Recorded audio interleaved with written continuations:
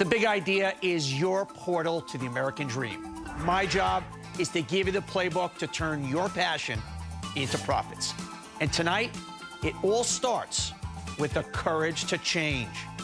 The economy is forcing Americans to make changes every day. At the gas pump, in their 401ks, in their own neighborhoods. These changes are hard. They're frightening. But change brings a unique opportunity to live a bigger life. And in the end, only embracing change will bring you success. When you reach your must-change moment, will you have the tools and the guts to make a 180 and be the hero of your American dream? John Assaraf, your company, One Coach, helps people go for their dreams, teaches all about change. Why the heck is everybody so afraid of change? Everybody's afraid of change because it's not normal to want to change. We become conditioned to behave a certain way, to think a certain way, and anytime we think about changing, it scares us, and we don't want to be scared. We like to keep everything the same, even though we want to grow. Well, why are we often conditioned to think a certain way when it's not the right way for us? The status quo is not necessarily our ideal way. How does that happen? Well, what happens is 50% of our thinking is based on our genetics. The other 50% we learn from when we're toddlers by mirroring our parents, our teachers, our siblings. And so we become conditioned. By the time we're in our early 20s, our thought patterns and behavior patterns are just about set for the rest of our lives. Anytime we try to change that, chemicals released in the brain that causes you to have doubts, fears, and anxieties, and those are feelings we stay away from. So is fear the main culprit here? Is fear the bad guy? No, fear is actually not the problem. Fear is an effect. Anytime we want to change our lives, anytime we want to grow our businesses, if it's not where we're used to, if the level that we want to get to is not what we're used to, we'll actually release epinephrine and cortisol into the bloodstream, which causes us to feel fear. We have to learn that that's normal. You feel the fear, do it anyway. There's two sides to our personality. One is the spiritual side, the side of us that wants fuller expression and expansion, that wants more. There's the other side that likes homeostasis. We like it just the way it is. That's why most people that win the lottery, 80% of them, within 2 or 3 years, they lose all of the money because their comfort zone is without money. And that's the hardest part. And they also change their lives versus staying the course and just enjoying that money. When is it too late for change? Because a lot of people watching, you know what? Ship has sailed me by. I'm 38, I'm 43, I'm 52.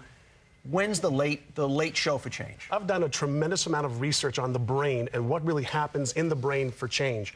And they used to think that we were hardwired from birth and we would just be the way we are. That's not true. There's something called neuroplasticity now that tells us that as long as we keep using our brain, as long as we keep growing, as long as we keep doing new things, change is possible till the day we die. What's the difference between somebody who's just interested versus somebody who's willing to make that commitment? How do they get there? First and foremost, people have got to stop buying into the stories they're telling themselves of why they can or why they can't. Interest means you're going to do what's convenient.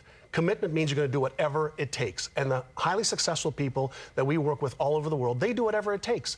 And they achieve their goals and they achieve their dreams. Give me another example of what would be a change-conducive environment. There's a great story. There's a project called the Delancey Street Project in San Francisco that Mimi Silber runs. She's a 70-year-old psychologist.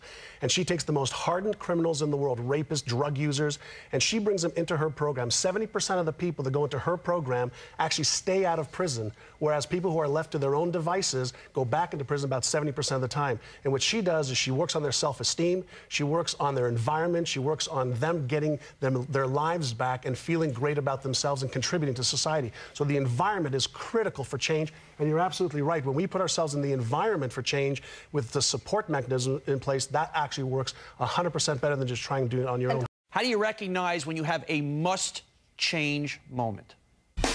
Murray Smith grew up being told he would never amount to anything and wound up cleaning sewers 100 feet below the city of Toronto. That's when he decided he had to make a change. Murray pulled himself up, seeing opportunity everywhere. He started a telephone company and a clothing line using just his guts and instincts. So where did Murray get the fearlessness to face change? All right, Murray, give me your must-change moment, the moment that flipped it all. You know, Donnie, when I was young, I realized that I didn't want to live a below-average life. I didn't even want to live an average life. I wanted my piece of the American dream. And I started to realize that these people that I was working for, they weren't any smarter than I was. Even though I grew up with a learning disability, I started to realize that they were doing very specific action steps. They were focused on the critical few as opposed to the trivial many things in business that you're required to focus on in order to become successful. So I simply mirrored what they were doing and started to get the confidence that I could do it myself. So many people are in your situation where they're working for the man, They go, you know, I can do that. He or she is no smarter than me. But you took matters into your own hands. And I said, wait, maybe there is an opportunity. Let me ask, John, why do so many people don't even go for their potential? They don't even imagine or allow themselves, like Murray, for that opportunity. A lot of times what we've got to ask ourselves is, what do I really believe about myself? What do I believe I deserve? Do I believe I should work for myself? Do I believe that I should make $100,000 a year or $500,000 or $1 million a year? Our beliefs drive all of our behaviors. So if we want to change, if we want a better life, if we want to have our business do better, ask yourself, what do I really believe at the core level about myself? And if you change the beliefs, then your thinking changes and your actions change and your results change. Murray, it's not as hard as people think, is it? I mean, you made the big C, the big change. It's not monumental. No, it's not. You know, on one hand of the side of the equation, you've got the American dream in the fight of its life with an enemy that it can't see. Those are the fears and the doubts and the anxieties that deal with change, the very change that will allow people to achieve that. On the other hand, John and I at One Coach, we work with people to teach them how to go about making that change so that with the confidence and certainty that they can move forward to achieve it. And at the end of the day, you're right, it's not that difficult. Okay, Sean in North Carolina, how are we going to change it for the better, man? Coming from corporate America, I wanted to completely reinvent myself by helping people find lost children or persons with disabilities. How do I do this and achieve financial stability at the same time? Okay, we're not talking about baby steps here. We're talking about a complete reinvention, a very, very noble task, something different. How does he go about that? First and foremost, he's got to set up the vision that he's got and get absolute clarity on the vision. Then he's got to make sure that it's viable, okay, that there's a need in the marketplace for it, because there's obviously a financial model that he's looking to achieve financial freedom from. Then he's got to set up the right belief systems that he can do it and that it can be achieved, and then he's got to have an action plan of what he's going to do first week, second week, third week, fourth week, and follow that blueprint. All right, let's get right to our plays in the playbook about change. Feel the fear and do it anyways, man. It's okay to feel that big F word. Watch for the red flags that you need to change. They're pretty simple. Pay attention to them.